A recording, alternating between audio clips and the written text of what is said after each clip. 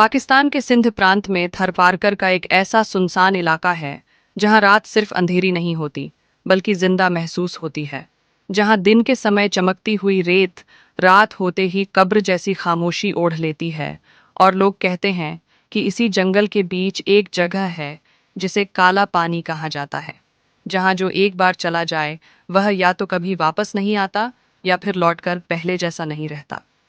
इसी बदनसीब जगह की तलाश में कराची के तीन दोस्त आदिल, समीर और बिलाल यूट्यूब के लिए असली हॉरर कंटेंट बनाने निकलते हैं। नकली कहानियों से ऊब चुके ये लोग गांव पहुंचकर एक बूढ़े आदमी की चेतावनी को नजरअंदाज कर देते हैं, जो उन्हें सूरज डूबने के बाद काला पानी की तरफ न जाने की सलाह देता है। लेकिन रात के अंधेरे में जैसे ही ये तीनों जंगल के अंदर कदम रखते हैं, हवा थम जाती है, न कोई परिंदा बोलता है न कोई कीड़ा, और अचानक पानी की झप-झप की आवाज उन्हें एक काले शीशे जैसे तालाब तक ले जाती है, जहां फेंका गया पत्थर भी लहर पैदा नहीं करता। फिर रात के 12 बजते ही बच्चों की हंसी जंगल में गूंज उठती है और भीगे सफेद कपड़ों में एक छोटी लड़की, जिसकी गर्दन उलटी मुड़ी हुई है, पेड़ के पीछे से निकलकर खामोशी से उन्हें देखने लगती है।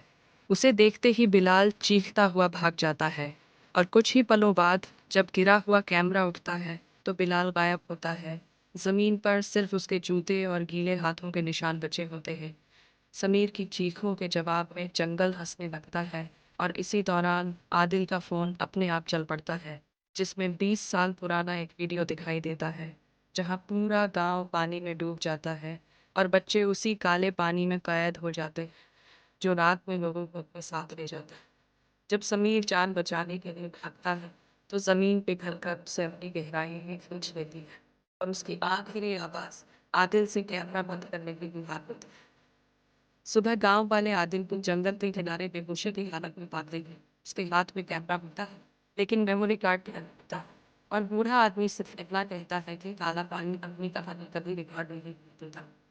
आज भी आदिल जिंदा है, लेकिन हर रात पानी की आवाज इसका पीछा करती है, और जब वह शीशे में देखता है तो उसके पीछे मुस्कुराते हुए बिलाल और समीर उसे याद दिलाते हैं कि काला पानी सिर्फ बीते समय की कहानी है, बल्कि एक जिंदा बददुआ जो अगले शिकार का इंतजार करती रहती है।